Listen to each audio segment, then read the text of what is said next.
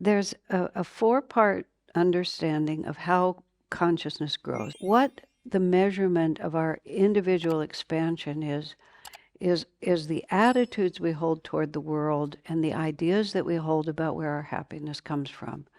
It's just everything we do because we think it's going to bring us happiness and alleviate suffering. But we have a very limited understanding of cause and effect. Part of the problem is because cause and effect itself, even though it is a divine law and a law of physics and a law of all these other things, the gap between cause and effect is often more than one incarnation. And that's where we get confused, because we put out causes now, but sometimes what Yogananda called the conflicting cross-current of ego is what he called it. Instant karma is very good karma, because when you have instant karma, it happens, something happened, and then you could get hit, and you know it right away. Most of the time, you plant the cause, and there's conflicting energies. This is an example you may think of. There's a kind of a bully kid. So you're a 3-year-old, you're on your tricycle, you think you're pretty hot stuff like this, and some kind of a naughty 12-year-old comes and kind of crashes into you and knocks you off, and then laughs and just pedals away. Because he's strong. He has a certain power to just do things, and they don't catch up with him. So let's say both of them stay in their hometown. The kid who was 3 now becomes let's say the president of the bank, and the guy who's 12 now needs a loan for his business. And he comes in and he's talking to the 3-year-old. 3-year-old, they may or may not remember, but somehow or another the 3-year-old doesn't think he's a very good credit risk. So the 12-year-old gets the karma of having beat up this kid, or maybe this kid's been saving it, watching it, waiting to become the bank president. You don't know. But it caught up with him, even though by that point he may not remember. 3-year-old may remember it more than the 12-year-old did. Yogananda calls that the conflicting cross-currents of ego, where you have a lot of energy going in a certain direction, and you may create some dissonant causes, but you have enough energy going in one direction that it takes time for it to catch up with you. But trust me, it will catch up with you, right? And so we can't always tell sort of what it is that's happening to us and what we're supposed to be learning, because we may not remember why the lesson is coming. And it also, just because I'm talking about karma, here's another aspect of it which is very important. The purpose of everything that happens to us is to draw us to a more profound understanding of the power and presence of God in our lives. And ideally, well, inevitably, sooner or later, we will begin to try to learn. And as we become more and more sincere and more conscious of what we need, sooner or later we draw a teacher. And ultimately we draw a true guru to us. And that is the whole point of it. The whole point of it is to teach us our own personal limitations and to put us in tune with divine reality. And once you have a guru, your karma is not quite the same. That's how Yogananda put it. Before you have a guru, A goes to B, B goes to C, C goes to D. But after you have a guru, you've created an atmosphere of protection around you. And you don't necessarily have to have every experience that was set in motion in the past, because you've learned the fundamental lesson, which is, I need help. That's the fundamental lesson. It's called there's a story, a Winnie the Pooh story, and Piglet and Pooh get lost in the fog, and they don't know where they are, and they can't tell which direction is home. And Pooh tries to be brave, but Piglet just collapses. You know, the little picture of Piglet, and Piglet is like this, in a state of total despair. And then Piglet manages to raise his little head, and he says, "Help, help, help!" I mean, he just pulls that much out of himself. And then, of course, it turns out they're like 5 yards away from home and everybody hears them and they come and get rescued. That's the piglet prayer. It's extremely powerful. And many of us in our lives just reach the point where we're lost in the fog and we think we're far from home, and all we can do is just barely raise our head up and say, "Help!" and then go down again like that. But God is listening. And that's the point when you begin to draw real wisdom to help you through it. And just that realization that I am not alone and that I have more than myself to depend on, that I'm part of a greater reality, and there is a loving divine energy that will help me. Coming to that point is the beginning of your freedom, is the beginning of your wisdom. It doesn't matter what kind of a mess you are when you get to that point, or how much karma you have. And then the guru begins to intercede. This is what they talk about. The guru takes the karma. This is the whole fundamental basis of Christianity. I mean, they say it differently, but this is what they're saying. Jesus has paid the price for our sins, and he will relieve you of all your sins. I mean, it's gotten a little warped, but that's really the promise, and it's an absolutely true promise. Jesus is the Savior. He's just not the only Savior, and they're a little confused about how it works, but they've got it pretty darn straight that that's what happens, because then you have an atmosphere around you, and karma is like a meteor coming from another place. And a meteor will enter the Earth's atmosphere, but the power of the Earth's atmosphere will kind of eat a lot of the meteor and dissolve it before it hits you. Once we have realized that God is our Savior, and better still, if we really have that personified, then the karmic energy, which is like the Australian boomerang, you send it out like that and it goes way out, but it's still attached to you. That's what karma is like. But sometimes, by the time it comes back, you have shifted so much that the atmosphere around you is completely different. And the boomerang may still come to you, but like a meteor, it gets eaten up by all the good karma, or literally by the guru saying, well, they just don't need to have this experience now. It may be that you had to have your leg amputated and all you get is a bruise on your ankle because something had to happen, but you don't need more than that. And then those who are following a spiritual path and feel that God is protecting us, a lot of times when anything happens, you'll just think, well, it could have been worse. But you really mean that. It was like I was protected. It was mitigated karma, is what we call it. It was mitigated karma. It had to come, but it didn't have to come as hard because I don't need it anymore. In the context of our whole theme that we're talking about, which is all the difficulties that are happening in the world right now, that are, because karma is individual primarily, but there's also group, national, cultural karma, that once you choose where you're going to come, that also swirls around you. But the extent to which you get caught up in all those different group karma depends how strong you are inside yourself. I was talking this morning about back in the USA some decades ago when the bridge, San Francisco, one of the bridges collapsed and someone was killed. There was one more factor that I didn't mention because it's a little confusing. Master said, that's what I call Yogananda Master, that if an airplane crashes, for example, and all the passengers are killed, he actually said, it may not have been the karma of some of those people to die, but they did not have strong enough karma to live to be able to pull themselves out of the group karma. I mean, that's a nuance that's a little tricky. I can't really take that apart, except that when those things happen so often, in fact, that happened in our community. This woman's, her mother wanted to come visit her in California from Chicago, and she had a ticket on a particular plane, and the daughter said, I don't think you should come right now. And the mother said, why? I don't know, it doesn't seem like a good time. Come the following week. She was on a plane that crashed and everyone was killed. But her daughter, without having any idea, just moved her out of it. There was a plane crash in Las Vegas, a plane from Las Vegas to some other city. Everyone died. One man, he was about to get on the plane.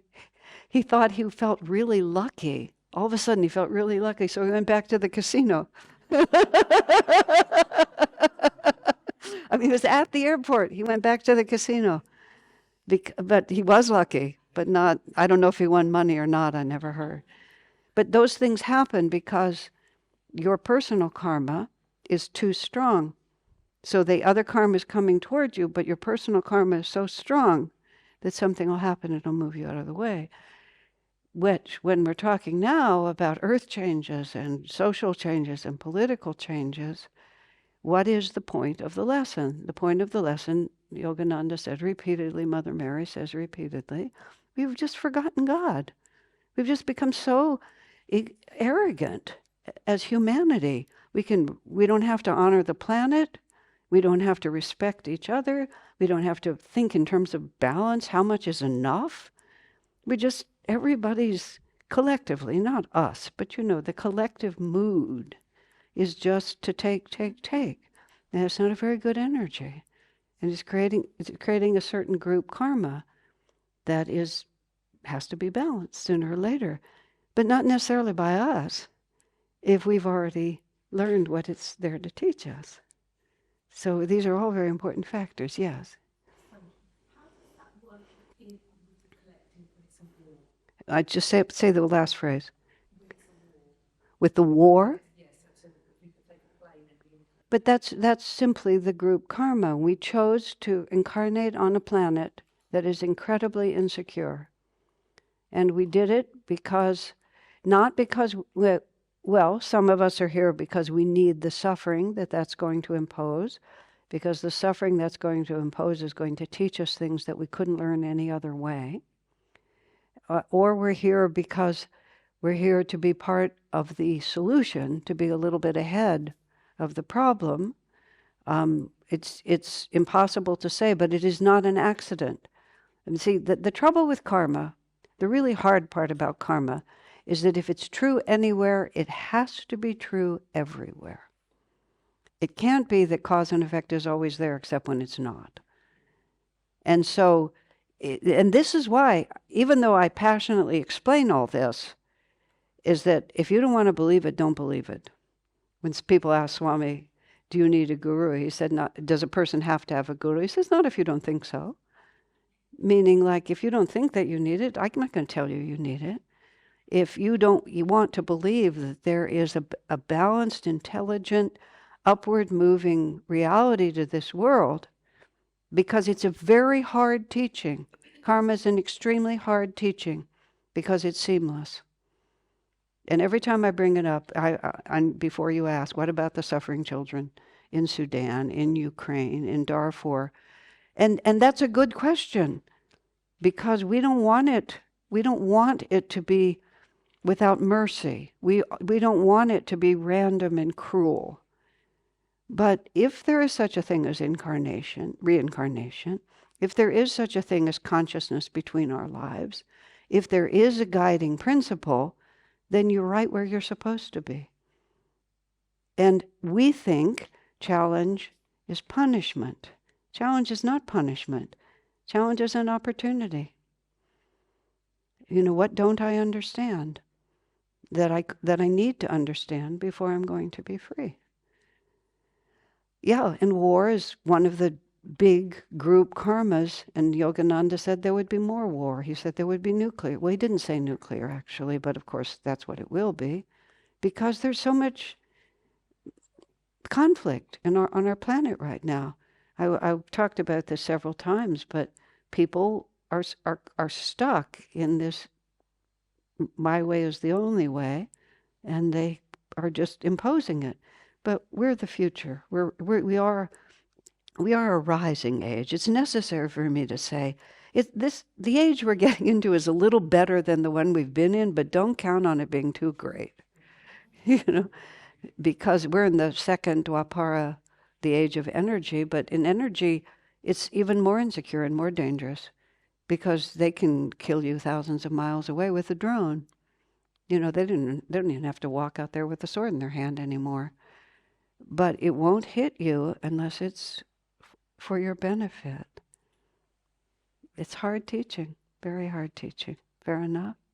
Yeah, I sympathize. Well, let me now just talk about what I intended to talk about, which is these 4 stages. Everything that I'm talking about is the ancient teachings of India brought into these times. Now, we have just come through the dark period of the age of matter, and a lot of teachings have gotten distorted or lost or hidden during that period of time, or just changed. Because what I'm talking about is actually the actual divine basis of the caste system. And the caste system in India is considered to be one of the great, abuses, being hereditary, being a system of social oppression and all these sorts of things. But the origin of the caste system was the obvious realization that we're all different and that people are born onto this planet because it's the nature of this planet to be very mixed. There's really good people and really awful people, just all here all at the same time, just rubbing shoulders. As we get into the highest ages, the bottom is a lot higher, and people who are like the people that are with us now will go somewhere else. They'll go to a place where they can be as rowdy and ignorant as they are now. We won't have to, but then who knows where we'll be. Because Jesus was born at the lowest age going down. Because sometimes the best place to be born is a place where you can just not pay any attention to society, but just go off and be a desert hermit. Now, because our age is rising, we have to live amongst everyone and try to make it better. But if the age is just going down, you get to just leave it behind and go off in your little monastery or your little cave or something. I think those are good lives. I like those. This one is a mixed blessing for sure. But in any case, sometimes even for very advanced souls, what's going on the planet is in contrast to what they're doing. But the principle of the caste system, the 4 basic castes, show a gradual awakening to a higher and higher sense of reality. What I printed up, because I like paper, I printed up a lot of what I'm going to say now just in summary. I don't have enough, so some of you will give it to you by an internet link. Okay, but in any case, the 4 basic castes, to use the Indian term, Shudra, Vaishya, Kshatriya, Brahmin. Shudra, the classical concept of a Shudra is the peasant. This is the archetype, which means someone who is primarily physical, works primarily with their physical body. And you look around, in our society now you don't see it as much. In some cultures you see more. When you go to India, when we went to India, there's just a whole class of people who are just very physical. They're all they can think of is using their physical bodies. That's where the concept peasant comes. The second level is the Vaishya, and the Vaishya ideal is the merchant. That's the archetype. Because the merchant works hard, but the merchant only works hard for himself. The idea of the merchant is, I'll absolutely give you good value as long as you give me good value. It's not generous. I'm going to go back and say more about this. Then the third level is the Kshatriya. The Kshatriya, the archetype is the soldier. Because the soldier is disciplined, is focused, and is willing to sacrifice himself for the good of others. So you've progressed from just, I'll do it if there's something in it for me, I'll do it because it's right. And then the 4th level is the Brahmin. And the Brahmin level is focused on God. The priest, the archetype is the priest. And their interest is to do God's will, and that's all. So now let me come back and talk about this. None of us, and over time it became hereditary and became frozen, but it was originally designed for people to sort of help each other, sort of what is your, where are you now and where do you need to go next? Because what we're looking for is we're looking for the opportunity to be motivated, to put out energy, and to move into our next step of understanding. So the Shudra level, the peasant level, is basically physically oriented. The only understanding one has is physical. Therefore, one is interested in food, one is interested in sex, and mostly one is interested in not having to work very hard. Putting out energy is not a high priority for the Shudra. The Shudra is motivated. The motivation of the Shudra is the only thing that moves the Shudra is fear of punishment. There's no idealism. There's no self moving of it. I'm going to put this in front of me so I don't lose any details. Identified with matter, lives primarily in the subconscious, just in the habit of things, has no creativity. This, for someone like myself, when I would be in India and I would meet a Shudra type, I would just I'm a problem solver. So like, we have a problem, let's solve it. And it would be like, this is the way it's done. But no, we could do something else, but this is the way it's done. And just like nothing more than that. Now, all of us, as I was starting to say, none of us are purely one thing or another. And what the four images give us is we can see in this area, I have a Shudra consciousness. I might be a Vaishya or even a Kshatriya over here, but in this area I'm a Shudra. And the motivation to put out energy for a Shudra, as I started to say, is fear of punishment. And I don't have this issue now, but I used to organize my own trips. I mean, decades ago. I don't do it now. I organized all my own trips, and I had a really hard time just making a decision. I procrastinated. And the only thing that got me moving was the fear of punishment. If I realized if I didn't get this decided, it was just going to cascade down on me. And so at some point, the fear of punishment overcame my inertia. And then I would put out the energy in order to do it, because all of this is about putting out energy. And so also on the Shudra level, let me just think about things. And the basic attitude of the Shudra is indifference, even indifference to their own well-being. Just a kind of like not enough energy to really care. And again, sometimes that is how we feel, isn't it? We just don't have enough energy even to care. And the response to suffering, see, these are what motivates us, what our basic attitude is, and how we deal with suffering. Because everything is about happiness and suffering. So at the Shudra level, the way we deal with suffering is we try to dull our consciousness so as not to feel it. And all of a sudden you can see that that's something that all of us do, isn't it? You overeat, you overindulge in sexuality or sensuality of various kinds, you drink, you take drugs, you scan your phone just endlessly to see what it's doing. What are we doing when we're doing that? We're dulling our consciousness, aren't we? And that is the bane of being a Shudra, is that we try to deal with suffering by going down in energy and down in awareness. And the problem with it, very simple problem with it, it don't work. If it worked, it would just be great. Every reformed alcoholic knows that. Every former drug addict knows that. It just doesn't work.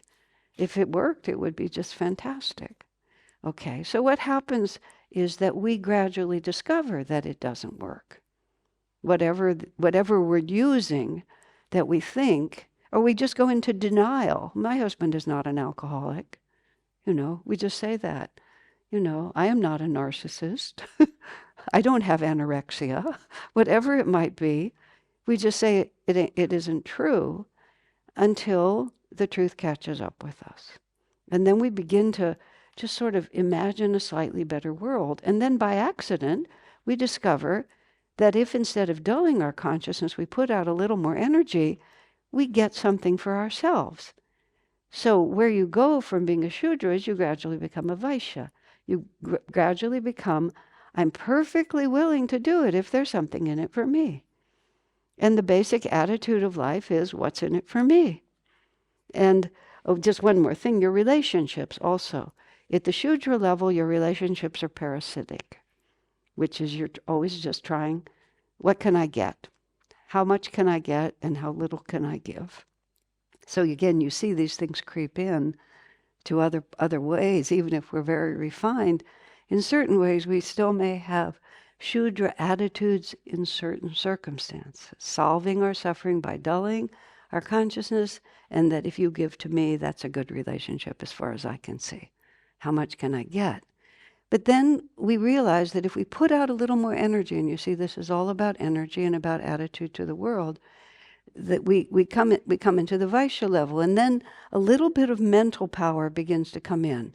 We're a little more than physical now. We become clever in our minds. We start thinking about how I can make it work. Let me think if I can say this. Yes. When one of our India trips, we were in Orissa, the state of Orissa. We were in a city there, and there was a man selling peanuts.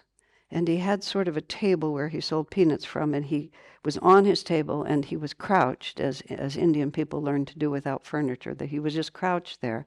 He was selling peanuts wrapped in a cone that was made out of newspaper, like this. And one of the women on our trip had heard me say that you have to go through every experience before you become liberated, so she comes to me and says, do I have to become a peanut seller in Orissa? And I said, no, you don't, because if you were the peanut seller, here's what you would do. First, you would paint your table a beautiful peach color. Then you would find some wonderful fabric to wrap the peanuts in. Then you would organize all the peanut sellers into the peanut seller group.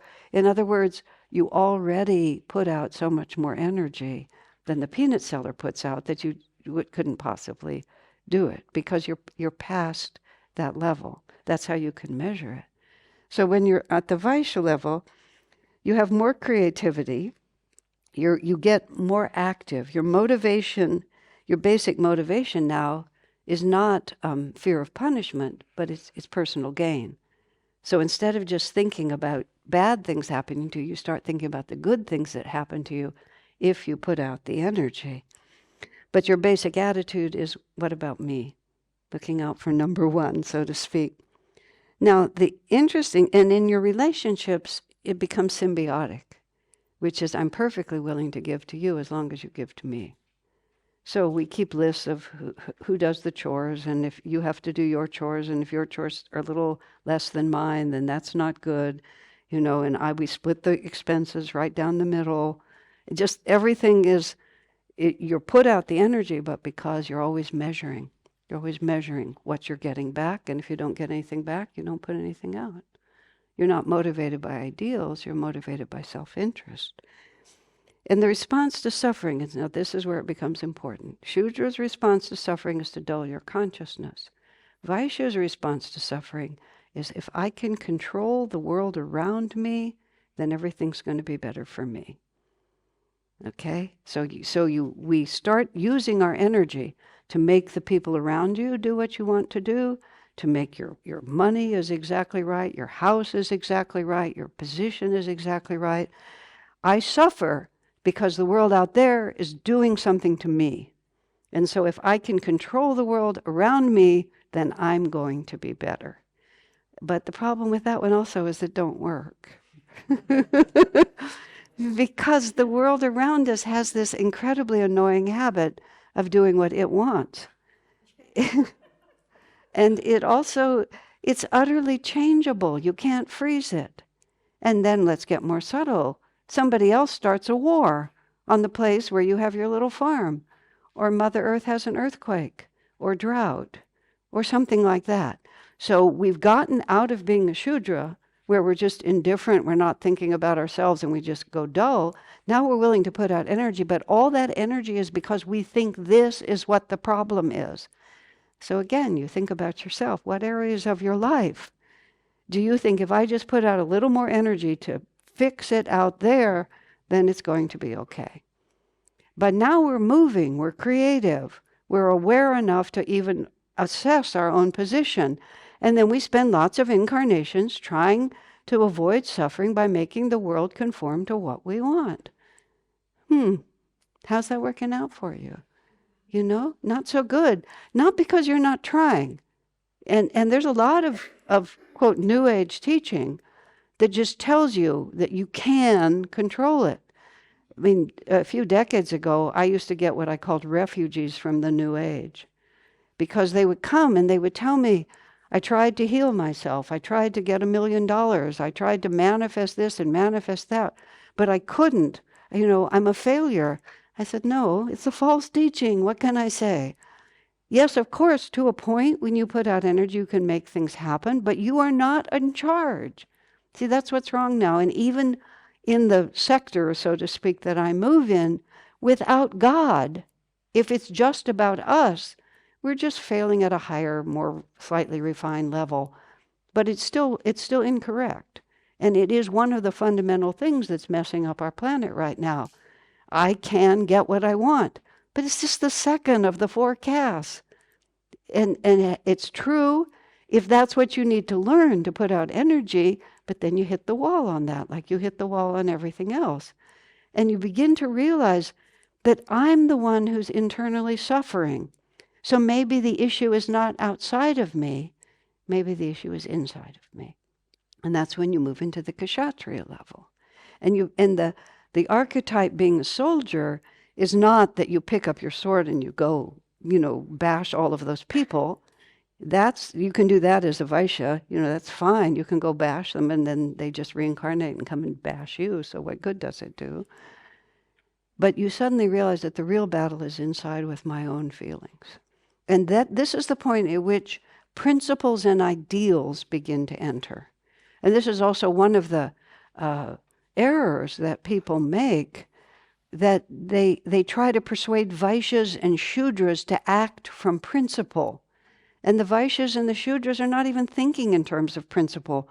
You don't think in terms of principle until you get to the kshatriya level. And then you begin to ask, what's true? Not merely what do I want, but what's true. And you become at that point, well, I didn't use the English words that I've used. The Shudra we call morally asleep. That just the idea of morality hasn't even entered the picture. The Vaishya level, you become self-centered. You advance to the point of being self-centered. Then you become truth-seeking. That's what the kshatriya is. And you see a reality bigger than yourself.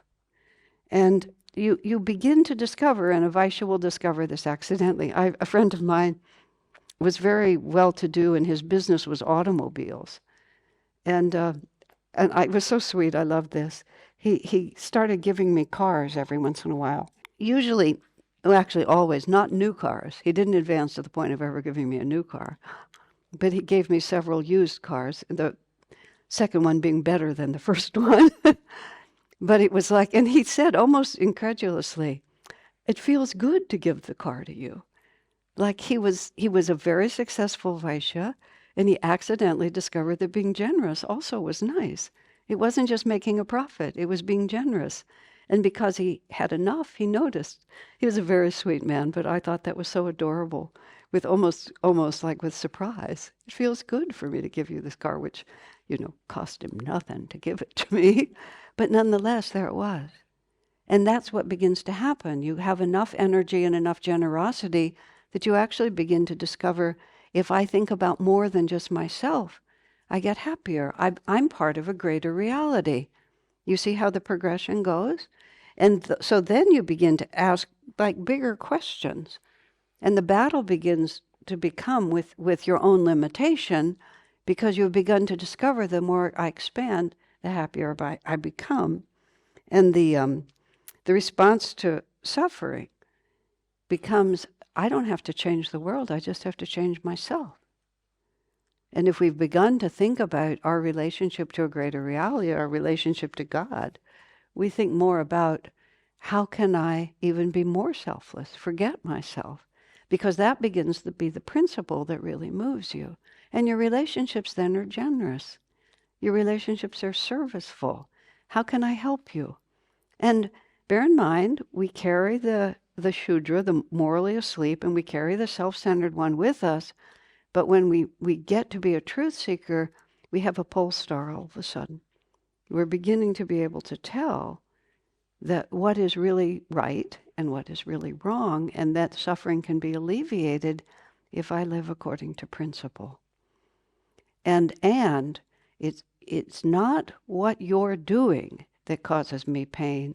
It's how I respond and react to what you're doing that causes me pain. And then you begin to imagine, if I could always choose my response and not be compelled by forces that I have no control over, then what would my life be like? And that's what takes us to the law of karma all of a sudden. And that's what actually brings us to the understanding that even if a person appears to be facing impossible, difficult challenges, their power is in how they choose their response. And that's the entire issue. Let me think about this. There's a lot of examples from really extreme conditions. I'm trying to remember the exact story. Here's a really sweet part. This was from Viktor Frankl. Viktor Frankl was a Jewish doctor who it was Austrian, and he ended up in a concentration camp. His wife, his family was killed, and he came out of it. But the whole time he was there, he ended up he saw the difference. People's responses were so different. And he developed, after he came out of that, a school of psychiatry called the Search for Meaning. And he became very popular in doing this. And here's a story he told. He said, a human being can endure anything if they can find a meaning in it. This is where the law of karma becomes helpful. But he told this story about a patient of his, a man who had a wonderful wife, and after a long and happy marriage, his wife died. The man fell into a depression, and he just couldn't come out of it. His friends persuaded him to go to see Dr. Frankl. So he goes in, and he has a session with Dr. Frankl. And the doctor starts asking him, tell me about your wife. And of course, when the man starts talking about his wife, he talks about how wonderful she was, the wonderful years they had together, what a deep and abiding love they had. And then he said, did you take care of your wife? Were you good to her? Oh, I did everything for her. It was my joy to serve her, the home, and she was able to do whatever she wanted because I took care of everything for her. He said to the man, how would your wife have gotten along if you had died first? Oh, he said, it would have been so difficult for her because I took care of everything. Then Dr. Frankl said, well, you spared her that suffering, didn't you? And all of a sudden, the man just saw it from another point of view. I have borne the loneliness, but she didn't have to. It's hard for me every time I say that story. And then the man just shook the doctor's hand, walked out, and never came back. And that's a kshatriya. How can I serve? It's not about what I get. It's how I can be an instrument in this world. Now, one of the things that we're talking about in all of my whole trip here is how can we serve? How can we be instruments of light? So we have to have principles to guide us. We have to have a greater sense of reality. And then we have to just always ask that question, not what's in it for me. I've been in several situations through my life where if I had had the leisure or the liberty to think of myself, God knows what would have happened. But circumstances prevented. And far from that being a curse, that was my salvation. Because you're taking care of others, you can't think about yourself. I've heard some remarkable stories, from prisons and very, very difficult circumstances where those who thrive just think about others. And of course you're suffering too, but that's not your primary focus. And great acts of forgiveness. I used to read a lot of these books, so I'm pulling this out from other stories, but talk about war, where somebody's family is suddenly killed, and who do you become at that point? Do you become someone who's capable of hurting as you were hurt? Or do you become a person who has so much compassion? And the karma really helps because nobody gets away with it.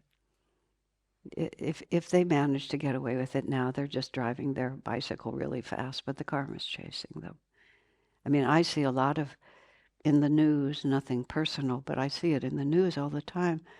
And I have to say, I often think about the perpetrator, not the victim, because the perpetrator is setting themselves up for so much suffering until they learn how. It's terrible. But that is the response that gradually saves us. What is the principle here, and how can I serve? So then what finally happens is we come to the fourth stage, which is truth sharing. And you can see that, these different pieces, it's not all in one package. But that's the priest. That's the archetype, is the priest. God knowing, truth sharing. And the attitude of the priest is quite simply, he's identified with the spirit. He's not identified with matter anymore. And his basic attitude is not what do I want, and not even what's not even trying to understand the principle, but simply what does God want me to do? And through all the kshatriya training, all of a sudden there's an awareness of that. Not all of a sudden, but gradually one has learned to understand. So you move to the Brahman level, and the only thing you ask, what does God want of me? And when really odd and hard things happen, you ask the same question, but in a different tone of voice. You can ask the question, God, what are you doing? Which is angry and rebellious and not wanting it. Or you can say, God, what are you doing? You see how different it is? Same words. But one doesn't understand. And the Brahman response to suffering is he doesn't suffer. That doesn't mean that no bad things happen. But the Brahmin understands that nothing happens outside the will of God. And all I want is what God wants for me. So there's no egoic self-will that's separating you from the flow of events. And of course, it's a very high level. But all of us, at different times, touch into all of these different realities. And if your basic motivation is fear of punishment, then build up in your mind how horrible the consequences will be unless you put out the effort. And if your basic inclination is to dull your senses and just dull yourself down, think of something that you really want and pursue it with great energy. Our desires are given to us not to just renounce, but because they'll motivate us, because they'll move us from being morally asleep to the high level of being self-centered, because we really want it. Retail therapy, I highly recommend it. Before I was a Nayaswami and only got to wear blue, it was often my antidote to just dulling my senses. Shall I just lie down on my bed and watch television or watch whatever you watch these days, or shall I go shopping? And self-centered would motivate me. And self-centered was not really very impressive, but it was better than just dulling my consciousness. Let's go out and get ice cream, like that.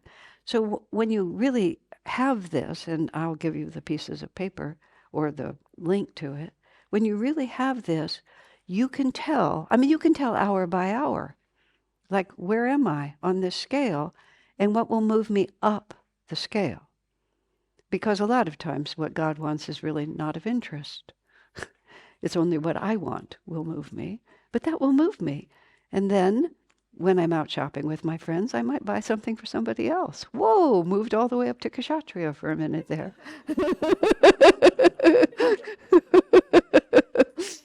Yogananda says, you should spend as happily for other people as you spend for yourself, which is always just, I've really enjoyed that.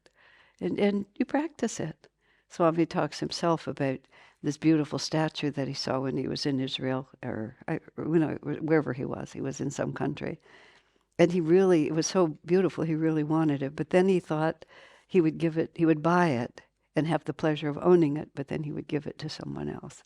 And he said it actually worked out well, because the someone else he gave it to, he never stopped seeing it, because he only saw it when he went to visit that friend, and then it was always there. And he said he felt that he enjoyed it more than if he had been looking at it every day and lost track of how attractive it was. But you see, you play with yourself like that. You just play and you say, well, I'm totally Shudra in this way, so best I can do is Vaishya.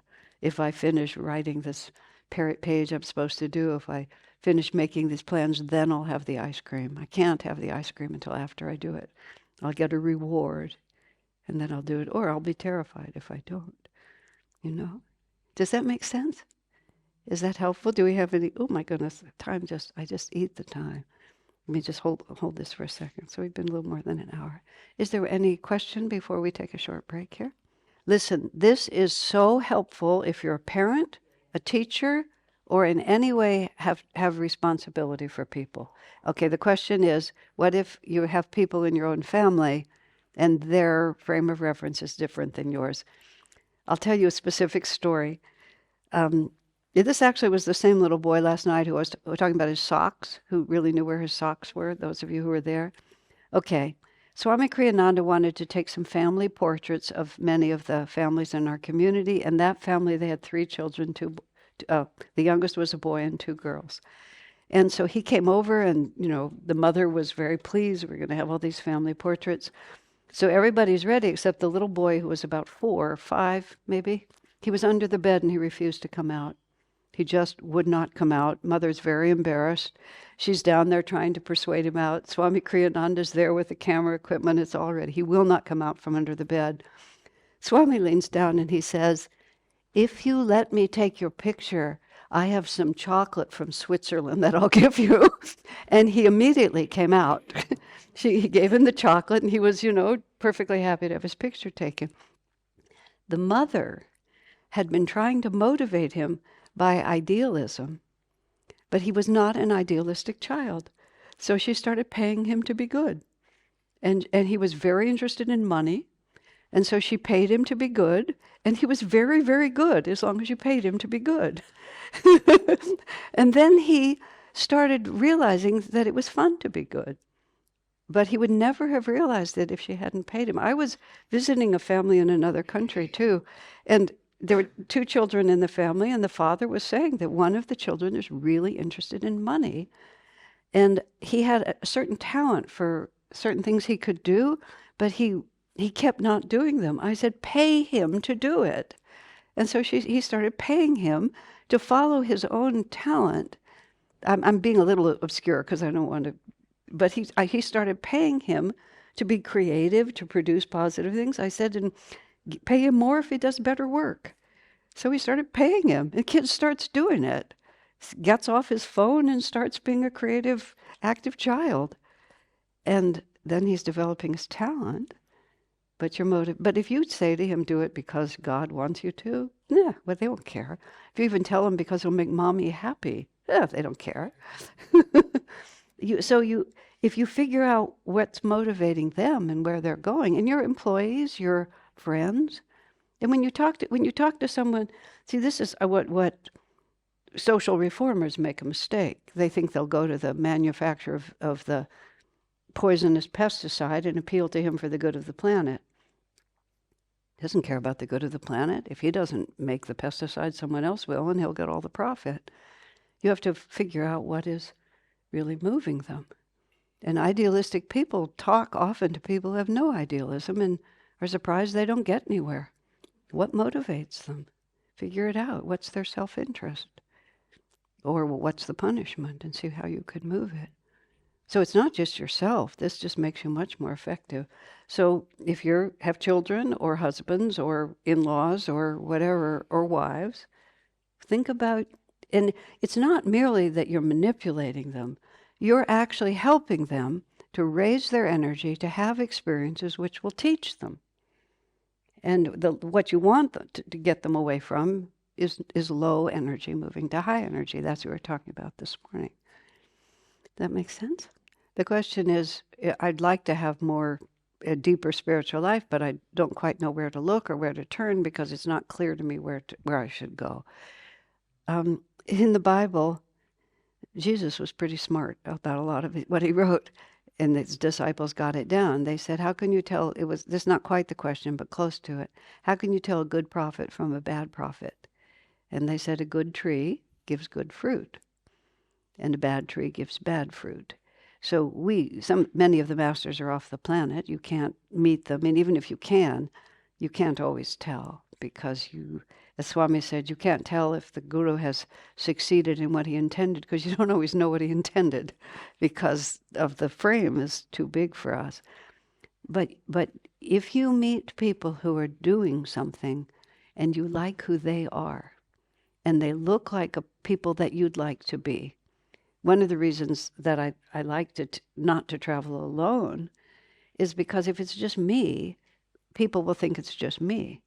But if they meet a whole group or come to our community, as Swami said, if all the people who were part of the Ananda communities were scattered individually in separate cities, people would think that's a special person, that's a special person. But when you get a crowd together, and they're all attractive in the same way, you realize it's because what they're doing. So what you should look at is you should look at people who are practicing whatever particular line or kind of program you're looking at, and ask yourself, would I like to be like them? I mean, I was not drawn to Yogananda. I couldn't even read his book the first time I tried to read it. I was very intellectual, and it was too devotional. It was all about Divine Mother, which I now say quite casually, but at the time it was like, really, give me a break.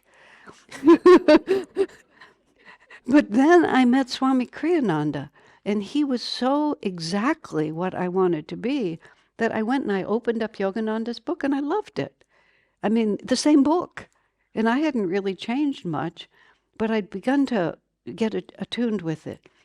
So then you just take it a step at a time, and you don't go faster than it seems to you. Then you start having some experience. And then that experience, because you see, here's the other part of it. You don't really know where you belong because you don't have enough intuition to be able to tell yet. But you won't get any intuition just by sitting there waiting to know where you belong. So it's a catch-22, and you're caught in it. So you just take it a step at a time, and you have to do something, because otherwise your whole incarnation will pass and you'll always be sitting on the fence, waiting to be certain and doing nothing to make yourself certain. So it's better, but use your common sense. Just sort of ask what's the source of this. I have a great respect for lineage, is what I call it, for source, because these days, gosh, you can just open the internet and everybody's going to tell you that they have the whole story. But ask yourself, how have they proved themselves? What have they really accomplished? Who told? What deeper than their own opinion? Where did this come from? You know, what kind of power is there behind this? And just a few common sense questions, and then you begin to move a little bit. But do something. Yeah, if you do nothing, 10 years from now, you'll still be standing there, except you'll be a little older and it'll be a little harder to change. Yeah, very important. The question is, the gentleman asking the question says he's a serious person. He's approached his spiritual life in a very serious way, and he comes here and we have him singing silly songs. He said, however, I can tell that he kind of enjoys that. But is it a contradiction? How do you get more into it? Yeah, all of that is true. Now, you know, they say that one of the just aphorisms from India, all of Krishna's soldiers looked like Krishna, is how they say it. And it's a serious statement. It means if you follow a certain path, you begin to absorb the vibration, and it has characteristics. Every ashram, every teacher, every lineage has certain ways of being. That's why when Rihanna asked the question about finding her own way, I said, well, look at the people, see if you like it.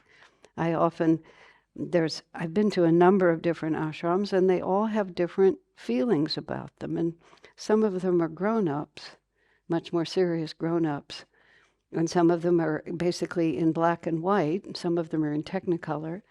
And all of Swami Kriyananda's children look like Swami Kriyananda, which is a very interesting combination he was extremely intelligent, brilliant is the only word you can use, artistic in countless ways, and also extraordinarily childlike, but not childish.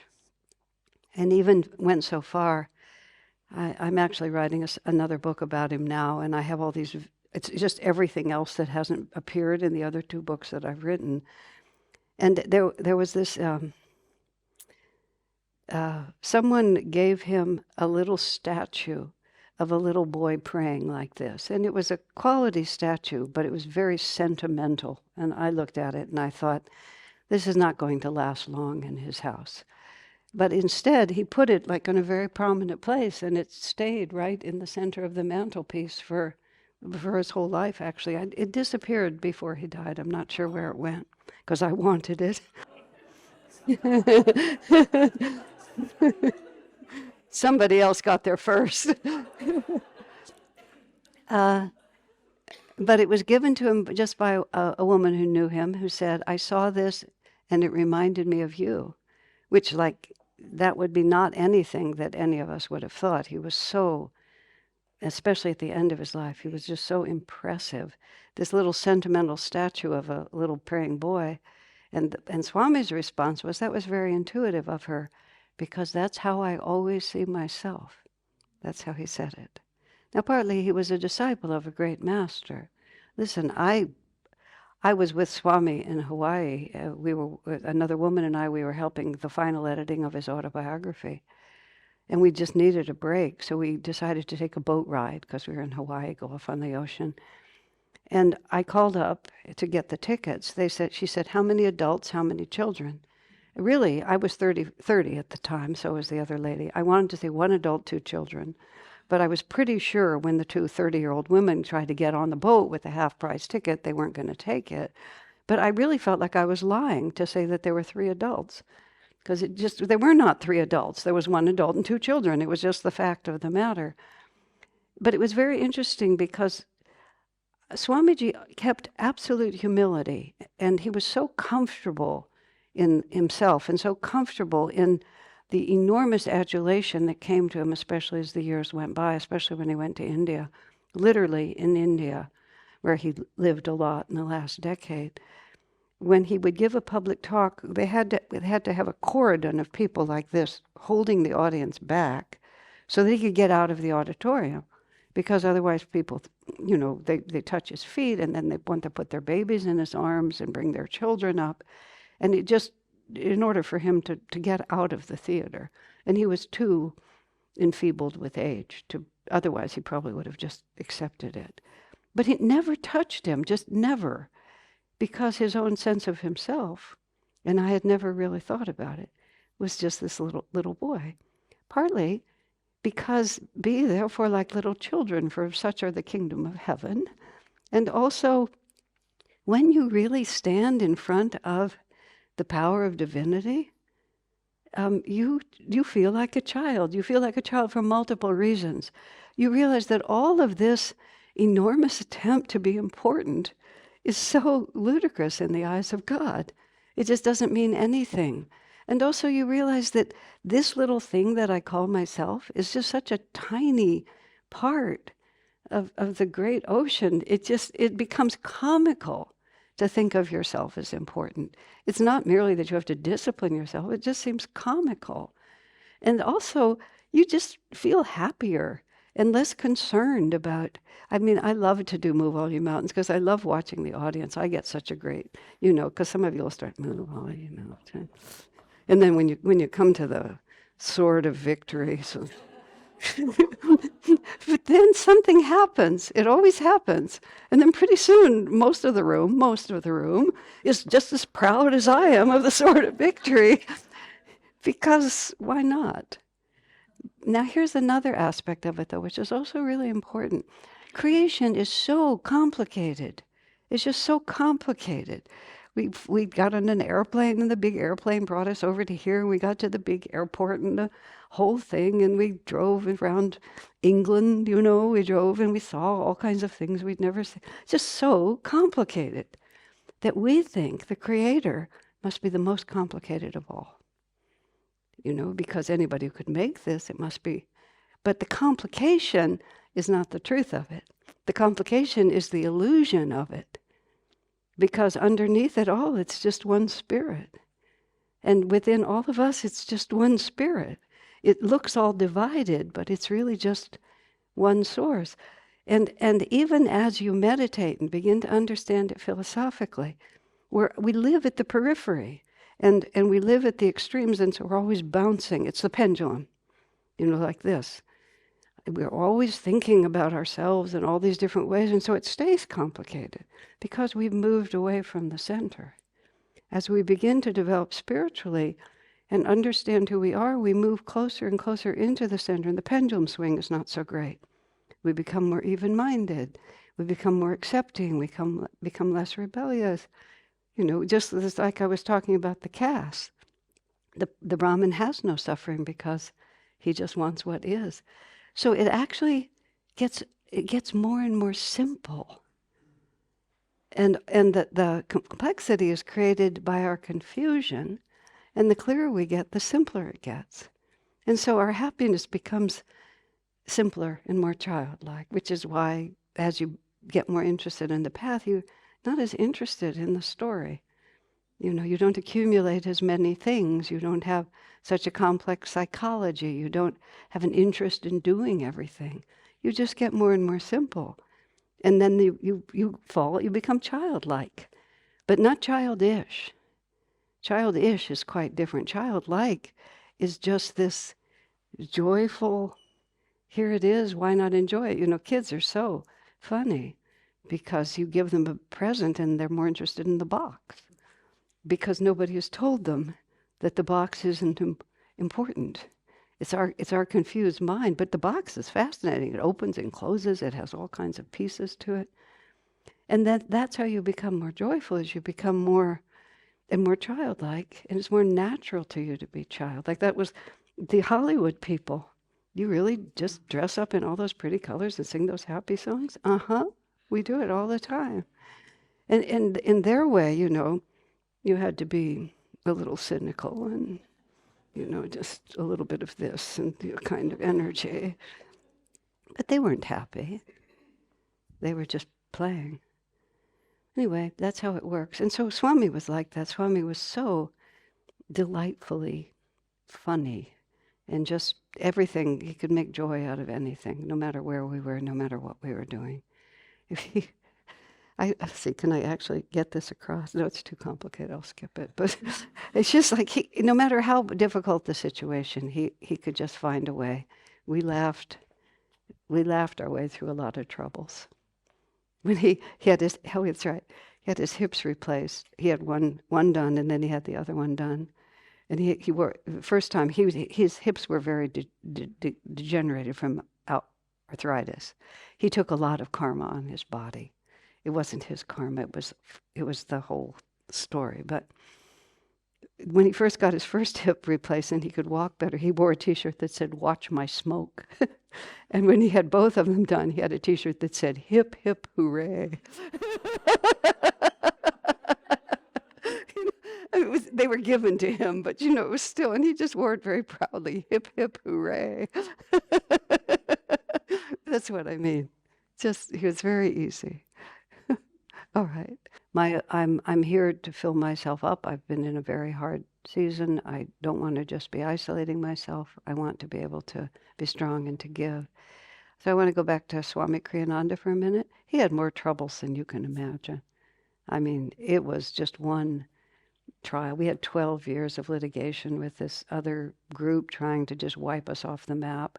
We were very impoverished people. We spent $13 million on defending ourselves in this litigation, and it was his people who'd been the closest to him who did that, and he took a lot of karma on his body, and we always have financial troubles and people who betrayed us, just like welcome to life.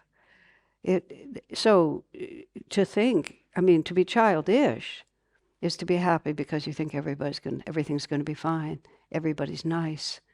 It's now that I'm a devotee of God, everything's just going to be hunky-dory from now on. No problems for me. Yes, sirree. That's what you get. But that's childish. because it is simply not what the world is like. So the alternative is you either get over serious or you get cynical. But the real alternative is that you realize everything happens for a purpose, and that purpose is to make me stronger and to awaken me to my own divine potential and to teach me where happiness really comes from. And many of those lessons are awful. We have long winters. But it's different. This is the Viktor Frankl story. It's different if you know that this hard time is purposeful and that the actual result of all of this will be greater joy and greater freedom. And you can't fake that. You actually really have to know that. I was caught in a winter season, and I remember finally realizing that I was really mad at these guys over here, super mad at them, because I knew it was going to be awful, and I knew I would have to do it. And I actually knew that I would eventually triumph. And so it wasn't that I thought it was going to defeat me, it was that I knew it wouldn't, but I knew that the cost would be really hard. And when I finally realized who I was mad at, I was able to get over it after that. But I was authentic all the way through. But what keeps you strong is not that you're not weeping or not, it's impossible to be cheerful all the time. But there's a layer underneath that where you really know that God knows what he's doing with me, and if I just don't quit. I've heard it said, I've never heard Swami say this, but I've heard Yogananda quoted to say, when you have a test, victory is not striding across the finish line. He said, it's not even crawling across the finish line. He said, you can slither forward on your belly as long as you're slithering forward. That's still victory. And, a lot of us have done a lot of slithering, but we just kept pushing it. And that is the power of it. But you see, it's extremely challenging. And you have to practice when it's easier. This is what I was talking yesterday about this. You have to practice all the time trying to break in the right direction. And just make, claim and work with every small victory that you can possibly work with, because that builds a magnetism within you. And then the rest of the time, you have to meditate, you have to pray, you have to have good company, you have to pay real close attention to what you're bringing into your life. Try not to watch any tragic movies. Just do it your very best to bring into your atmosphere whatever good thing you can bring into it. And then you just hold on like a child to the hand of Divine Mother. Yogananda has this wonderful poem where he talks about he'll return to this earth, he'll reincarnate again and again, he says, 1 trillion times if necessary. Then he adds, with bleeding feet crossing crags of suffering. It's a pretty dramatic poem, as long as one stray brother is left behind. So what we have to really concentrate on the fact that we cannot separate ourselves from God. We cannot separate ourselves from Divine Mother's love, no matter what happens. And wow, that is cause for rejoicing. It's like when we really want to think, this is a hard time, but I'm not alone. I often say to myself, when I think of Master, I'm sorry about your bleeding feet, sir. But if I'm left behind, you're going to have to come and get me. You're just going to have to do it. Or I think to myself, I don't have to be at the top of the list of all the disciples if they're put in descending order of quality, as long as I'm on the list.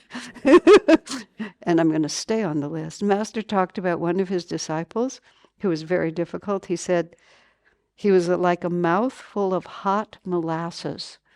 He said, too hot to swallow and too sticky to spit out. But that is how it is. Once you commit yourself, this is where Christianity is correct. Once you give your heart to Jesus and love Jesus, he will have to save you. He will have to redeem you.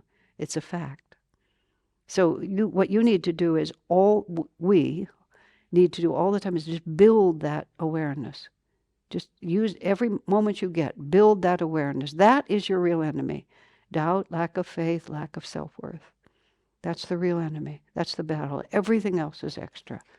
You win that battle, you've won everything. Then you just suffer. That's all, like, so what? It's a long, cold winter, but at the end of it, who cares? Yeah. All right. Any other question?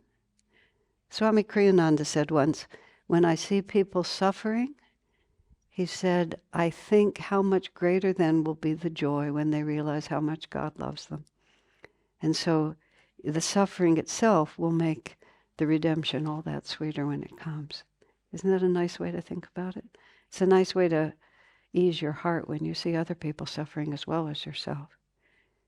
And I also say, wow, this is the kind of suffering that turns people to God, because the world isn't working. Surprise, surprise. Nobody comes to these teachings when the world is working for them. Why would they? Okay, the question is, it's specifically about the kind of lovers of Jesus who feel that there is no other option but Jesus, and that everything else is wrong, and yoga particularly is wrong, and that they feel they feel the need to tell other people that they're wrong and to try to convert them. Okay, a person who is,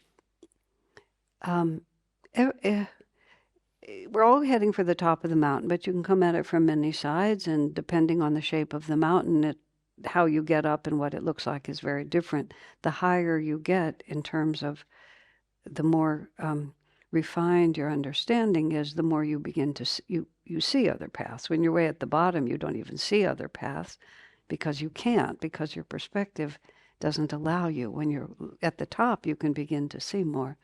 It's very simply, it's a stage of growth. Just like I'm talking about the Shudras and the Vaishyas, and when you're at the Shudra stage, you behave a certain way because that is the reality that you see. People who are very, very firm and fanatical about it and also need to make you understand what it's just a stage. And if they were less fanatical, and if they had to consider more options, and if they had to even think for a second that there might be another equal path, it would just throw them off the path, because it would just be too much input, too much uncertainty, too much confusion. And they literally can't absorb all those things at the same time. But it's far better for them to be deeply devoted to Jesus than it is for them not to be devoted. And it's very wrong to in any way try to diminish their faith. It's a very unwholesome thing to try to take away someone's faith. So even if you may feel that this is narrow and this is not wholesome and there's more that they could know, if they're not asking, you shouldn't be telling them, because you don't know what the consequences would be if their grip was loosened. So when somebody feels the need to be that fanatical, you just stand back and let them be that fanatical. And if they insist on, trying to convert you, then you have to just find some harmonious way to get them to stop. Just like, well, I'm just not going to make it. The irony of Christians, that kind of Christian, being against yoga is really ironic, because there is no more guru-oriented religion in the entire world than Christianity. It's absolutely based on all the principles of yoga, except and the most important thing is, this is not the teaching of Jesus. This is the teaching of the churches that came afterwards. I mean, Jesus himself said, I have sheep that are not of this flock. And there was much more. Jesus had the same revelation as Yogananda had, as the same as Krishna, the same as Buddha. But afterwards, people of lesser consciousness, who may still have some love for whatever they think of as Jesus, it makes them strong. And I mean, the worst motives can be, I'm better than you because Jesus chose me and hasn't chosen you. There can be a lot of bad motives also, but it's really not your problem. If they're really close to you and you can't get away from them, Sri Yukteswar suggests, rather than arguing, you say, well, perhaps you're right. And you've conceded nothing. You've just said, perhaps you're right. I'll think about it. Maybe. Thank you for telling me. I so appreciate your offering this to me, but without conceding anything. And you can't even try. It's just foolish to try, because the principles that you are presenting don't exist for them. The only principle that exists for them is to hold on tight like this. But a lot of those people really, really need to be that way. You know, there was this woman I saw in a coffee shop. She was wearing a tank top so I could see most of her back. She was reading the Bible, and the Bible was one of those Bibles that people read a lot, so it was, all sort of worn from use. And she had tattooed across her back in letters like that big. It said redeemed across her back. Yeah. And I thought, wow, what have you been through that would cause you to want to put that on your back? And I just said, thank you, Jesus, for finding that girl. So you don't know what people have been through. And why they do it is because they don't know any better. They think they're being helpful. And they'll grow past it, but not likely in this incarnation. It serves them. There's no other answer to that. But you have to not let yourself be swayed by it. You have to be strong in yourself. Yeah. I'm happy. I'm happy that people love Jesus. It's much better than loving marijuana and, and just all the things other people love. It straightens them out. Good for them. There is no such thing as any world outside of God. There is not the real world and the fake world. The whole dichotomy is just made up. For there was a time when I was on an early tours like 40 years ago, and I had this slideshow of our community, and I was on a 6-week tour, and beautiful slides of the goats and the organic gardens and the happy people and the pretty colors and the happy songs, the whole thing. And I showed that thing for 6 weeks, and about week 4.5, and every single time people would say, well, that's fine for you, but what about those of us who live in the real world? And for 4.5 weeks, I answered that question as if it made sense. And I talk about the real world versus the ashram world and like that. And then after 4.5 weeks, it occurred to me, what is the real world? The real world is the deeper you are in a deeper reality. But that doesn't make the other world unreal. It just is what it is. And I can be feisty, and the real world is where you drink and watch television and distract yourself all the time and consider that you're the only one in charge. And what's more real about that than being in relationship to God? But what you're actually saying is you have to be practical in your idealism. And this is something that Yogananda said to Kriyananda, and is one of the fundamental principles of Ananda. You have to be practical in your idealism. And if you imagine that just saying, oh, I love God, gets you a free ride, it doesn't. You still have to face all the imperatives of being in a human body and living in the world. And if you're lucky and you have a rich patron who just lets you do what you want, or a husband who's quite willing to, thinks it's nice if you spend all day meditating and he'll just go out and work, great work if you can get it. But if you can't get it, you cannot say, oh, I don't have to deal with this. Because of course you have to deal with it. It's as Sri Yukteswar said, becoming spiritual does not make you stupid. Because sometimes people act as if it gives me a license to be stupid and to just sort of live in a dream world.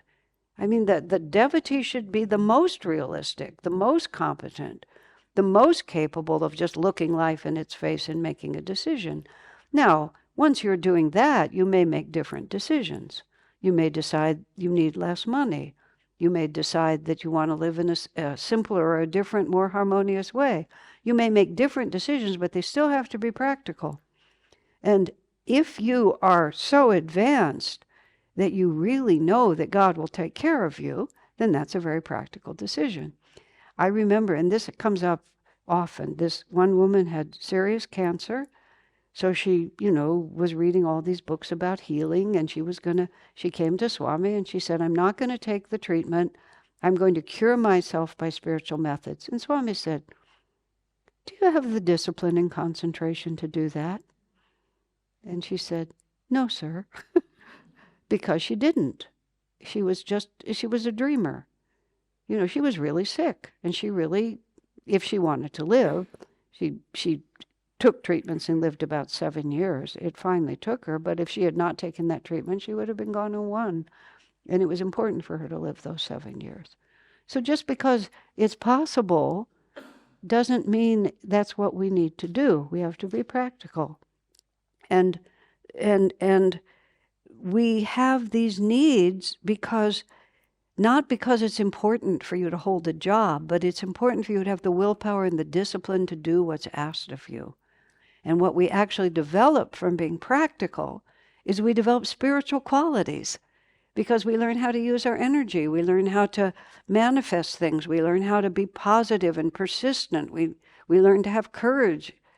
That's why we have all these desires. That's why we live in a world where you need money to survive, and you have to get along. And Swami was extremely practical. He was completely daring, but he moved at the level that he knew he could move, and he didn't ask us to move at that level because we couldn't. It wasn't sincere for us. He could do it, but we couldn't do it because it was where he fit. Now let me. Here's a story about that. Let me think how this goes. One of our pilgrimages, we met this sadhu up in the mountains above Badrinath, like 12,000 feet up there in this little kutir. And he was called Boxwala. Box meaning box, steel. Boxwala means someone who, however you say that, the laundry wala, the ironing wala, the cook wala, the person who takes care of us. He was called Boxwala because when the snows came at that height, most of the sadhus came down to a lower altitude, but he never came down. He tells us, and there's this big steel box, it's bigger than a coffin, sitting in his kutir, his cabin. And during the winter season, he gets into the box, and he closes the box, and he goes into a state of deep samadhi, and then in his astral body, he goes and spends time with Babaji in the Himalayas. This is what he says. And he's in the steel box so that the animals won't break in and eat his body. This is the whole story. So then I'm in Delhi, and Swami's there, living there, and Swami's heard about Boxwala Baba, so he asked me, what did I think about Boxwala Baba? I said, well, sir, I've never been that high in the Himalayas. I've never been in one of those little kutirs looking at the Himalayas, and everything about it was so evocative that I don't know what was Boxwala Baba, what was me. I couldn't tell. I couldn't evaluate him. I said, but he was so casual about just putting his body in the box and going off with Babaji. And Swami said, well, at a certain point, it's just natural. That's what he said. There's nothing remarkable about it. It's just natural. So that's the first part, and I remembered that. I'm in Bangalore, and I'm telling these people that I met Swami Kriyananda, and I sold everything I had, and I drove up to the mountains, and I never looked back. And they said, she sold everything she had. She went to the mountains. She never looked back.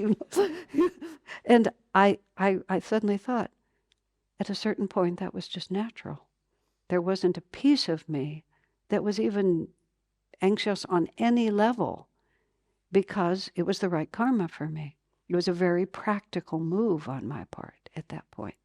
So we have to ask ourselves, is this just an affectation, or do I really have the energy to do this?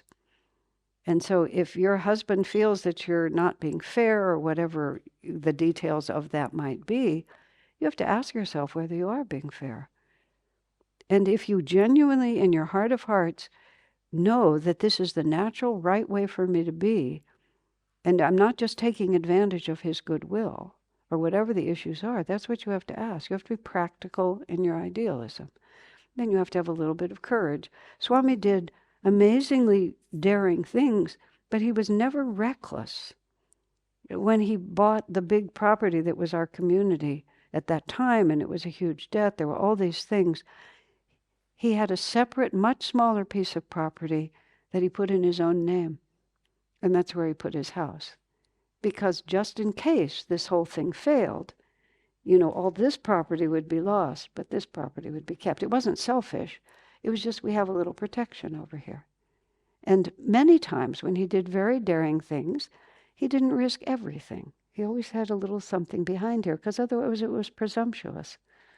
And that's how we have to be on it too. We can't just be dreamers. We have to really have our feet in the ground, on the ground. Fair enough? Okay. Anything else, my friends? Let me give you a different way of looking at it. The question is, are we trying to transcend? If we're trying to become enlightened, and how do we balance all that? Yeah, that's a very good question, but it's the wrong question. It's just the wrong question. Like somehow this is over here and this is over here. There's only one reality, and it's how I respond to everything that comes to me.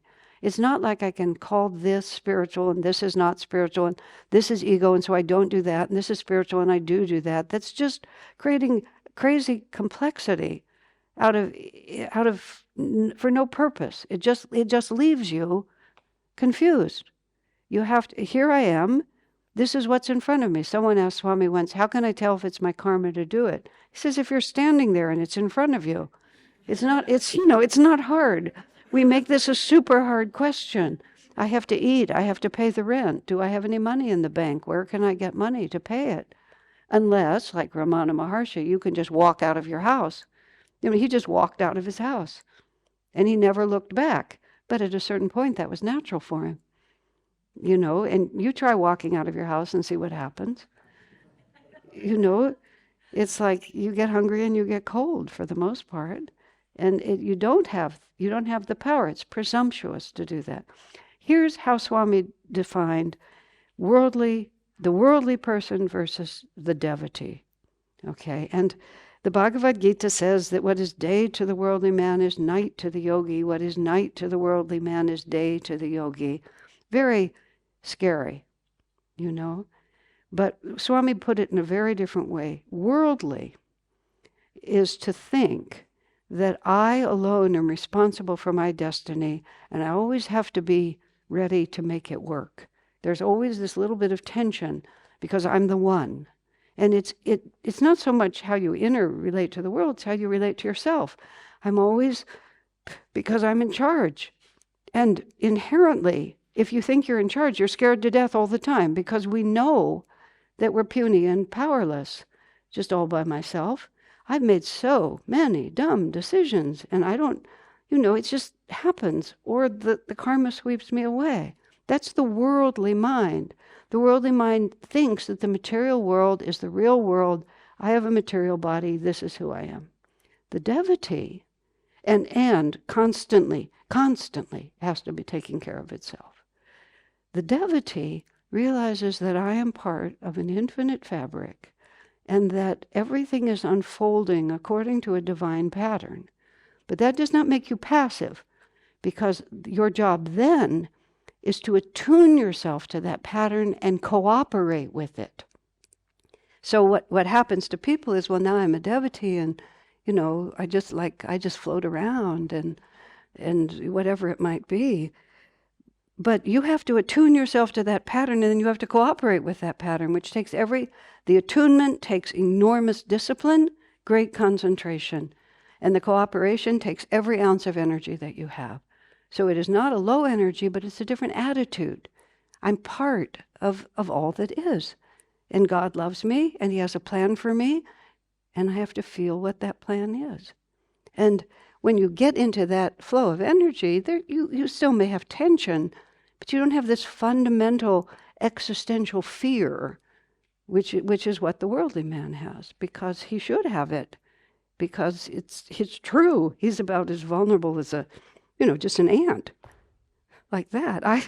I walked, when I lived at the village, the rural community, I used to walk a mile over the hill to my office. And I have a lot of attitude. I'm just full of myself, and I'm moving, and then I get to my office, and the building was half finished, so there were a lot of creatures inside the building as well as outside the building. And there was this spider. I had a typewriter at those days, this spider, and that spider had a lot of attitude. It was just up on one side and then running down the keyboard and up the other side like this, and I'm watching, and I have my thumb because he's real small. I'm thinking, he, at any moment I could just snuff out your life. All of a sudden, I feel Divine Mother's thumb watching me walk over the hill. And she's just got her thumb over me like that. And she's just saying, oh, you think you're in charge, honey. Like that. But, it's like we really are that vulnerable. But then when we tune in and cooperate, all of a sudden all that power is ours. So it's not what you're doing. It's who you think you are while you're doing it. And if you're really trying to cooperate with the divine plan, it unfolds for you, comes out for you in the right way. And you don't have this big, this is worldly, this isn't, this is spiritual, this is transcendent, this is attachment, this is ego. It just drives you crazy. You can never get anywhere with that. And God bless them, there's a lot of people out there who are teaching like that. And it takes you a certain distance, but then you just hit the wall because you don't know what to do with it, especially not nowadays, because everything's reintegrating. There's lots of reasons. And trust me, the way things are going to go on this planet pretty soon, you really need to not be worldly. Because if you're thinking worldly, it's going to be real scary. But if you've put out your energy to attune yourself and are just trying to cooperate, you'll know what to do. It'll just unfold in front of you.